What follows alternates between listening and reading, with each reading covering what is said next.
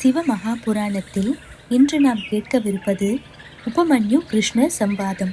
துவாரகாபுரி வாசியான கிருஷ்ணரை நோக்கி உபமன்யு முனிவர் மேலும் கூறலானார். சிவபெருமானின் அனுகிரகத்தால் நான் முக்காலங்களையும் உணரும் சர்வ ஞானத்தை பெற்றேன்.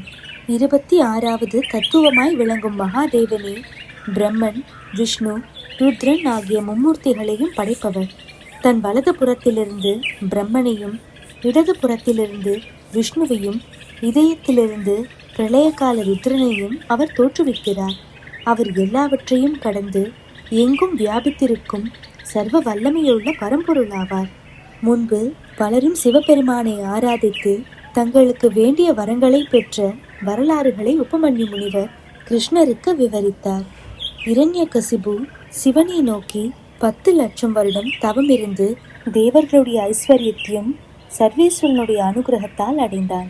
கடைசியில் 2000 வருஷம் ஆயுளையுடைய பிரகலாதனை புத்திரனாக அடைந்தான். அவன் சிவ அனுகிரகத்தால் இந்திர நந்தனன் என்ற பெயரை பெற்று விஷ்ணுவின் சுதர்சன சக்கரமும் இந்திரனுடைய வஜ்ராயுதமும் தன் தேகத்தில் பட்டால் அவை பொடியாக உதிர்ந்து போக தக்க திவ்ய தேகத்தை பெற்றான். சர்வேஸ்வரனுடைய வரத்தால் எந்த ஆயுதமும் அவன் தேகத்தை அணுகாத வரத்தை பெற்று கிருஹன் என்ற பெயரையுடைய மகா பலசாலியாக இந்திர நந்தனன் விளங்கினான். அவன் ஈஸ்வர வரம் பெற்று தன் பரிவாரத்துடன் தேவர்களை எதிர்த்து துன்புறுத்த தேவர்கள் அவனை ஜெயிக்க முடியாமல் திகைத்தார்கள். அவன் சிறப்பாக செய்து வந்த சிவ பூஜையினால் மகிழ்ச்சி அடைந்த சிவபெருமான் அவனுக்கு அநேக வரங்களை தந்தருளினார்.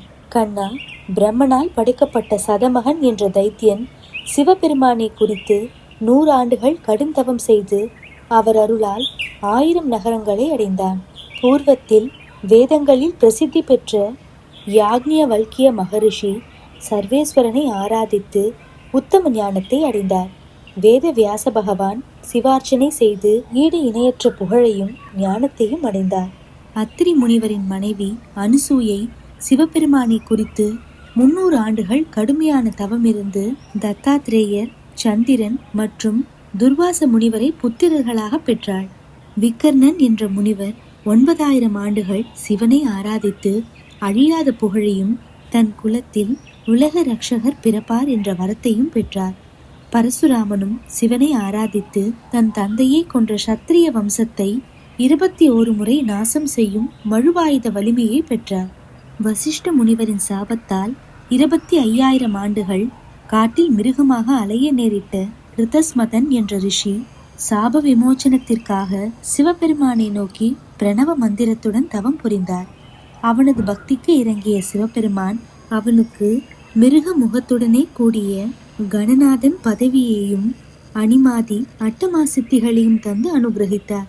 மாண்டவிய முனிவர் 10 லட்சம் ஆண்டுகள் சூலத்திலிருந்து தவம் செய்து ஞானமடைந்தார். அதித்தி என்ற கற்புடைய பெண்ணின் கணவனான பிராமணன் இறக்க நேரிட்ட போது அவளது தூய்மையான அன்பினாலும் சிவ வழிபாட்டினாலும் இறந்து போன தன் கணவனை மீண்டும் உயிரோடு பெற்று மகிழ்ந்தாள். இவற்றையெல்லாம் கேட்ட கிருஷ்ண பரமாத்மா உபமன்யு முனிவரை பார்த்து, தவ ஞானியே, உங்களுடைய ஆசிரமத்தில் தேவாதி தேவனான பரமசிவனின் தரிசனம் கிட்டும் என்பதால் எனக்கும் அந்த அனுகிரகத்தை செய்ய வேண்டும் என்று வேண்டினார். அதற்கு உபமன்யு முனிவர், கிருஷ்ணா, நீ விரைவில் பரமேஸ்வரனை தரிசிப்பாய்.